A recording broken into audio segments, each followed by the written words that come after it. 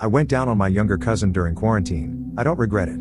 I live alone, so I got quite lonely several weeks into quarantine, which worked out perfectly because my younger cousin Liz, who was a freshman in college, needed a spot to stay due to school canceling from the virus.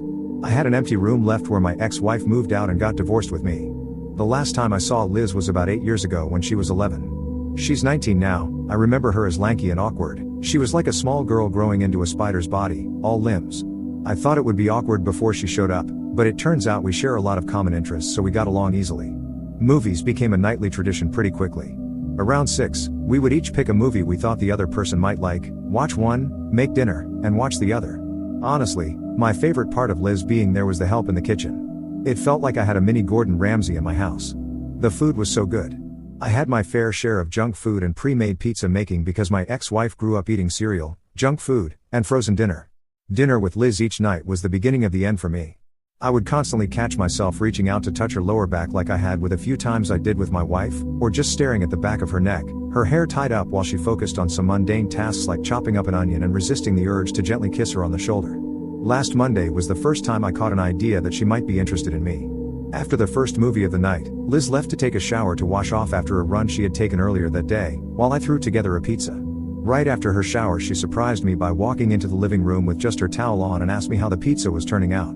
I'd like to lie to you and say that I kept my surprise hidden and acted as if there wasn't a mostly naked 19-year-old suddenly standing in front of me, but after looking her up and down, my eyes lingering on her bare shoulders, then on her small breast framed by the towel, the hem of the arguably too short for her height towel that ended just below her hips and all the long, sculpted legs that followed, each location for a few moments too long, I tripped over my eloquent reply.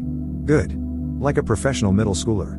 Liz just smirked, gave me a crooked smile, and walked back to the bathroom saying, "Well, it smells really good." It took me a while to regather myself after seeing so much skin, but I was able to rebuild my composure and push thoughts of certain barely covered areas into a small bowl. But sturdy cage and adjust my pants. As I was pulling the pizza out, Liz walked back into the living room, thankfully wearing more clothes, an old baggy hoodie that was one of her favorites and some dark black running shorts. She sat down on the couch and buried her nose in her phone while I finished up in the kitchen. Thankfully, it seemed, she was not too concerned with my lingering eyes, and I tried to forget the recent image of so much perfect skin. I cut us a few slices of still hot pizza, brought them out, and started up the movie thinking it was an odd prank. She was pulling or just a joke that threw me off while I was small, but loud part of my mind hoped it wasn't a joke at all. Partway through the movie I noticed Liz was back on her phone off and on. At some point she stretched out on the couch, head on one arm rest and legs bent, and her feet pressed up against my leg. She kept shifting her legs trying to get comfortable until I asked, "Want to stretch them out?" and patted the tops of my legs. She just smiled at me and stretched them out, letting her feet rest on my lap. I instinctively shifted my hands out from under my blanket and started massaging her cold feet before I realized what I was doing and froze. I slowly looked over and saw her staring at me, a questioning, but not uncomfortable look on her face. I used to massage Nicole's ex-wife feet all the time like this, just instinct, sorry. And I started to desperately search for a new place for my hands.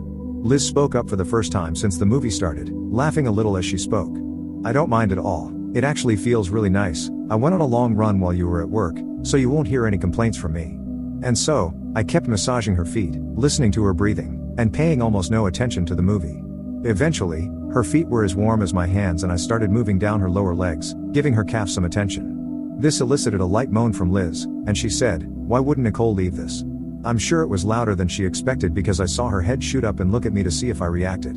I just glanced over and gave her a weak smile but didn't comment. I could feel her tense under my touch though. She felt bad for saying it. I turned the movie down a little and said without looking over, "She and I just wanted different things. I don't mean to overshare, but we both wanted kids and it turns out that I can't." We talked about adoption, but after a while I could tell she wanted her own kids. I felt like it was a sign that we should adopt and she very much didn't. We found out about a year ago and that was kind of the beginning of the end.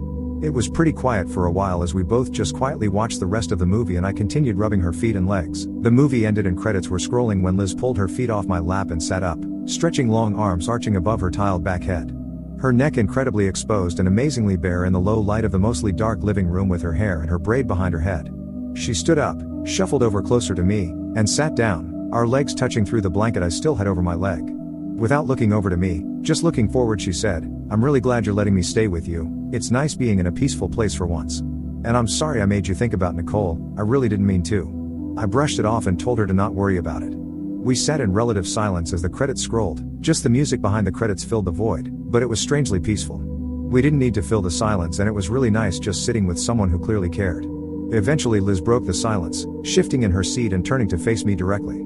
"Thanks for the massage." I started to turn to face her and make some lame comment, but she reached across my chest with one arm, behind my neck with the other, pulled my head gently sideways, and kissed me on the cheek. It felt really nice.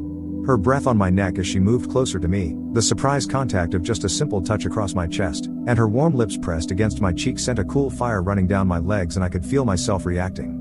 Thank God for blankets and semi-constructive jeans. She lingered for a few moments and I could tell she was staring at me, searching for a reaction. I knew I couldn't stay there for long and make a good decision, so I gently took and moved her hands off my neck, stood up and said, "I still need shower, mind putting the pizza away?" Liz gave me a sad smile in the low light of the living room and nodded. I very pointedly did not run to the bathroom, turned the shower on cold and stripped out of my clothes. My quite average PP had relaxed a little bit from Liz's kiss, but was still resting at about half-mast, hoping for release. I jumped into the shower and turned my chest into the cold water to hopefully knock some sense into my foggy head. Despite the cold shower, thoughts of Liz kept me up for at least an hour, but I was able to get to sleep eventually.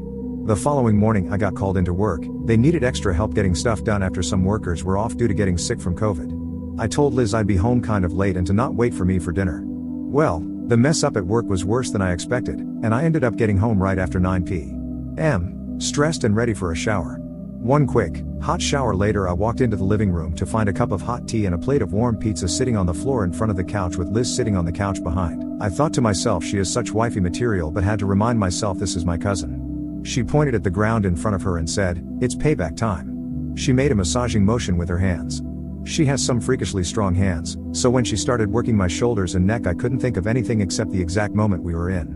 Liz found the perfect place between pleasure and pain, and there were moments where I was about to wince away from the pressure to let her know that it was a bit too much, but she seemed to know, backing off just enough to ride that line. I thought the what felt like hours-long massage was over, but she tilted my head back onto her knees and started massaging my forehead gently, moving down to my temples and running her fingers through my beard.